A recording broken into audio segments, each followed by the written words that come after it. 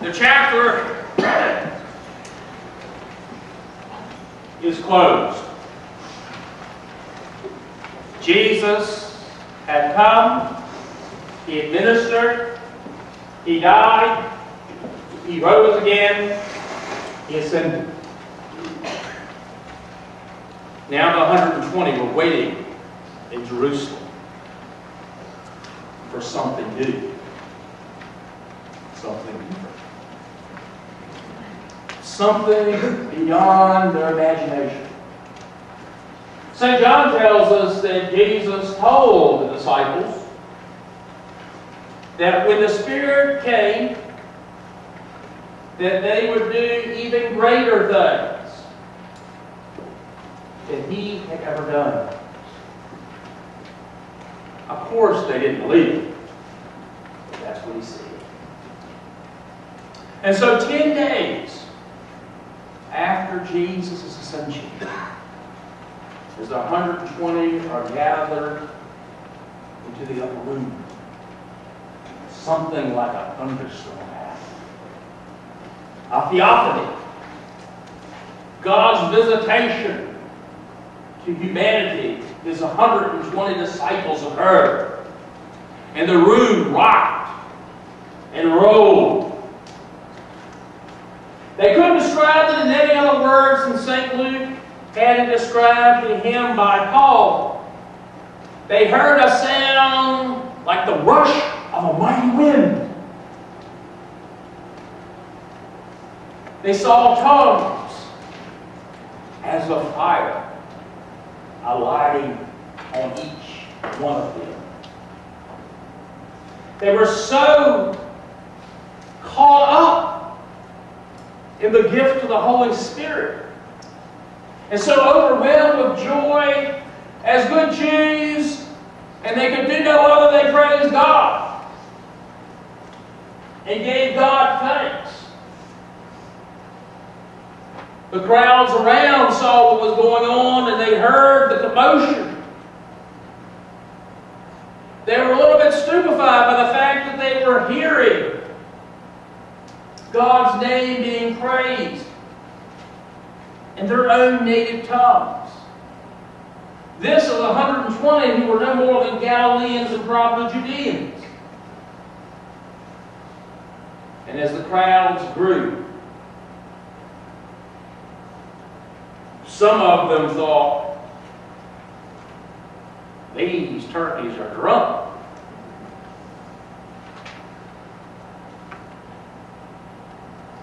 And when the commotion died down, St. Peter spoke to them, and he tried to articulate what was going on in their lives. And the first thing he said was, dudes, we can't be drunk.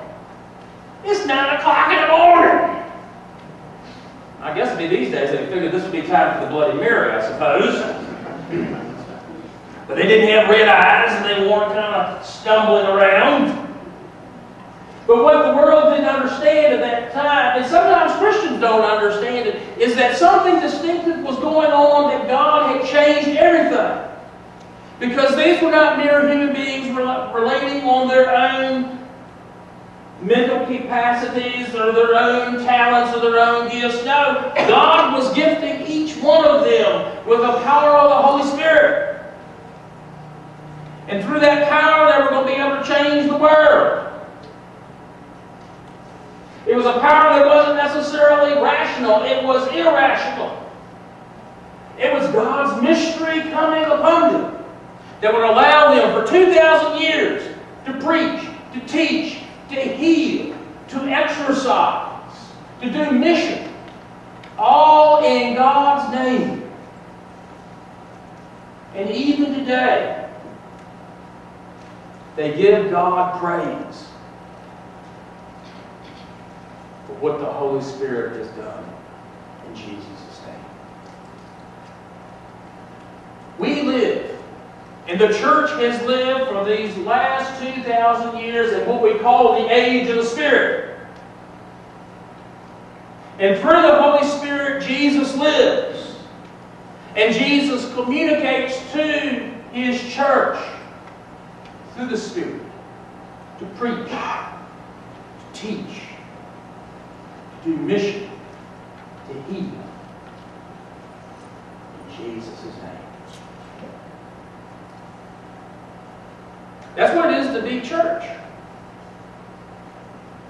To be church is not necessarily to worry about what's going on, make sure we got the right lighting, the right kind of sound, or even the right building.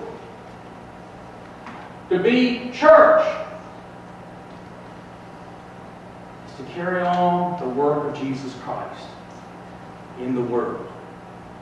And for us and for each local congregation, it is to carry on the ministry of Jesus Christ in the community in which God has planted us.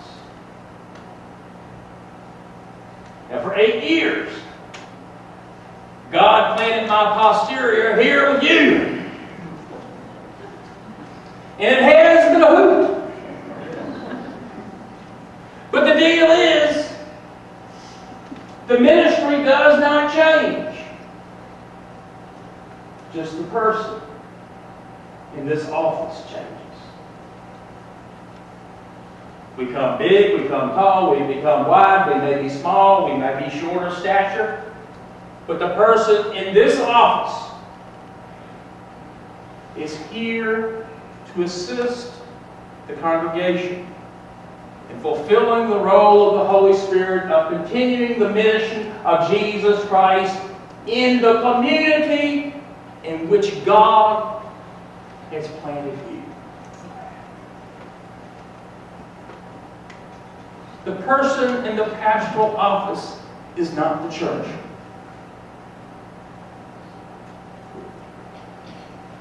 The pastoral office helps to lead the church. What it does mean is the church must always maintain its integrity and its identity by not worrying about so much of the internal dynamics of a local congregation, but be more concerned about, one, continuing the mission and faith of Jesus within the church through its teaching ministry and through its preaching ministry and through the sacraments. But never forget that we are called for the larger mission of serving the community in which God has planted us. That's the role. Don't forget. I don't want to hear down the road all kinds of mess going on. Because the deal is, you're the church. Your number one responsibility is to care for the community. Not for yourselves, but to care for the community in which Jesus Christ has planted you here. That is your strength.